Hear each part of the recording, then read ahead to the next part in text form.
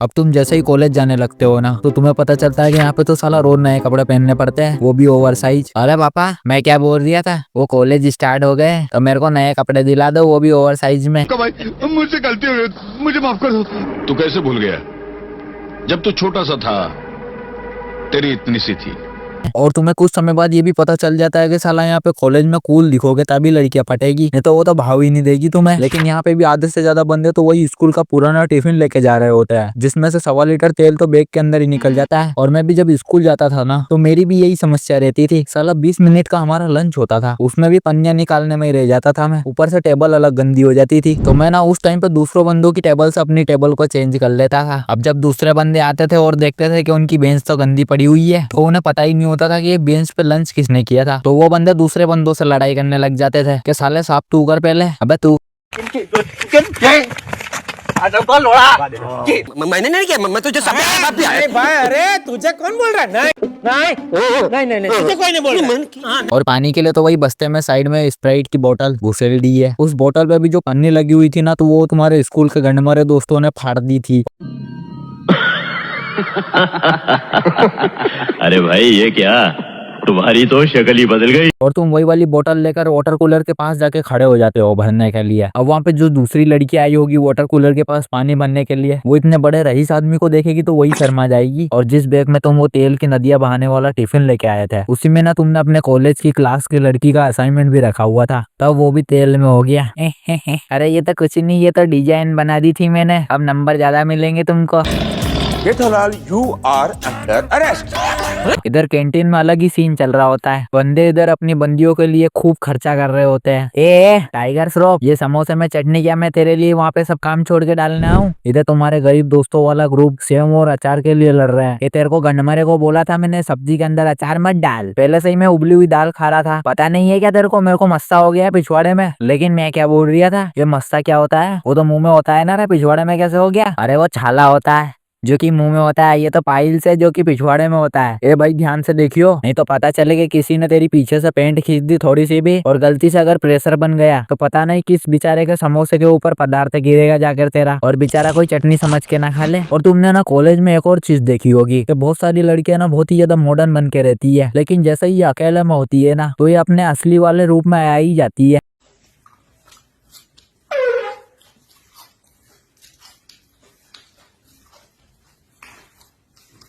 खाते खाते कौन पाता है। ये वाला सायरन ना 1947 के पहले क्यों नहीं लॉन्च हुआ है? नहीं तो अंग्रेज पहले से ही हाथ जोड़ के भाग जाते हैं। और जैसे ही तुम ऐसी लड़कियों के ऊपर लाइन मारने जाते हो ना कि इधर 3rd और 4th ईयर के लौंडे आ जाते हैं। इन हरामों की पहले से ही दाल नहीं गल रही होती थी इनके सेक्शन में, तो ये दूसरों के नक्षत्र में भी खराबी करने आ जाते हैं। और ये कॉलेज वाले ना तुमसे छोटा सा छोटा तरीका ढूंढ ही लेंगे पैसा छेपने का। अरे मैडम जी ये पढ़ाई बढ़ाई अभी बंद करवाओ यार, अभी थोड़ा इनको फिजिकल काम करवाने दो, फ्यूचर में काम आएगा, सर्टिफिकेट मिलेंगे इनको। वो फिजिकल काम पता है क्या होता है? वो कॉलेज का छत है ना बारिश के टाइम पे बहुत ही ज्यादा टपक रहा था। अब यहाँ पे छत भरने के लिए ना मिस्त्री पैसे लपेटने की फिराद में बैठा हुआ था और बजट कुछ ज्यादा ही बड़ा बना रहा था, तो साला कॉलेज वालों ने तुम्हें ही धरने पे बैठा दिया है। लेकिन इधर एक बेचारे उत्सुक व्यक्ति को समस्या हो जाती है, अरे लेकिन सर हमारा तभी सिलेबस ही कंप्लीट नहीं हुआ, वो फिर कब खत्म होगा? यूनिवर्सिटी की डेट भी आ गई एग्जाम की तो। अबे मेरे फूल बना अंगारे, इधर प्रिंसिपल सर के ऑफिस में टपकते हुए पानी ने ऐसी खराब कर दिया है, अब उन्हें बैठने में दिक्कत आ रही है, पैसे गिनने में समस्या हो रही है।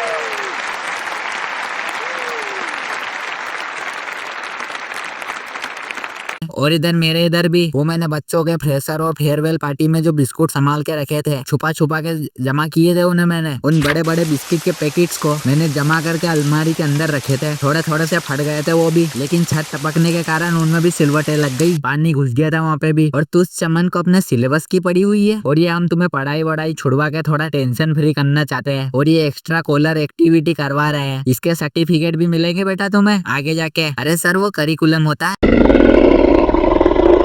मेरे को लगता है तेरे को साइड में खोपचे में लेना ही पड़ेगा। हमारे बुरे कर्मों का दंड देंगे, तुम्हें आभास भी नहीं होगा कि वो कितना कष्टदायी होगा। इधर साला अपने जैसे लोंडो का तो अलग ही चल रही है। तुम्हें कॉलेज वालों ने टाट पट्टी के ऊपर बैठा दिया है नीचे ही। अरे यार यहाँ पे कहाँ बैठा दिया। और इस चिंटू चूतिए को मैंने बोला था कि पानी की बोतल भर ले, लेकिन हराम का वहाँ पे भी लड़के को ही ताड़ रहा था। वहाँ पर ना साले कॉलेज वालों ने टेंट भी नहीं लगाया था, दोपहरी में बैठा दिया था सालों ने। हमसे ज्यादा मजे तो वो कंस्ट्रक्शन का काम चल रहा था रोड का इधर, तो वो मजदूर कर रहा था साला, वो माजा पी रहा था आराम से बैठ के कुर्सी पे बैठ के।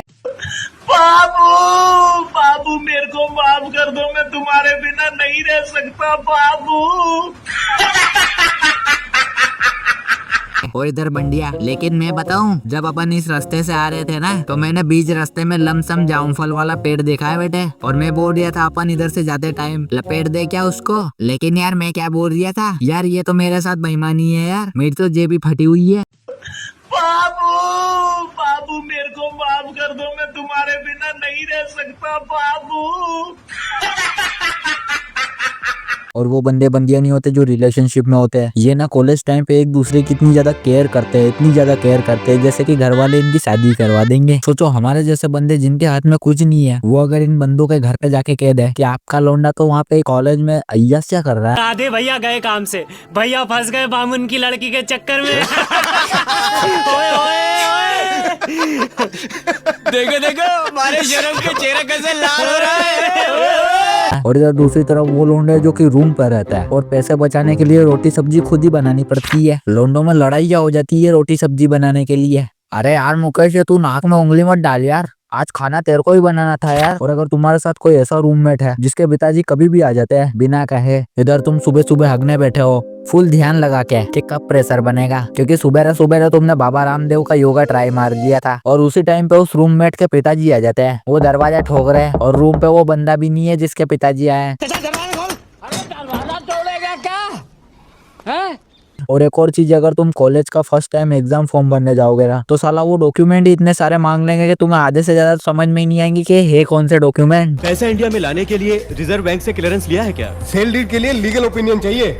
इसका पावर तो सेंटर के पास है, CRZ में चेक कर लीजिए। फॉर्म 1 पार्ट 136 कहाँ है? Form 73A। अरे बेटा, ये कौन से कागज मांग लिए इतने सारे? इतने तो मेरे को पूरे जीवन में नहीं लगे जितने तेरे को एक एग्जाम फॉर्म में लग गए। देखना ध्यान से, अपनी जमीन नाम से ना करवा ले। और इतनी ज्यादा घिसाई करने के बाद ना प्लेसमेंट के नाम पे हवेली पे आ जाना। वैसे अगर तुम्हें ना ये वीडियो पसंद आए तो वीडियो को लाइक कर देना और चैनल को सब्सक्राइब कर लेना। और मैं भी इसका थर्ड पार्ट फ्यूचर में आ सकता है।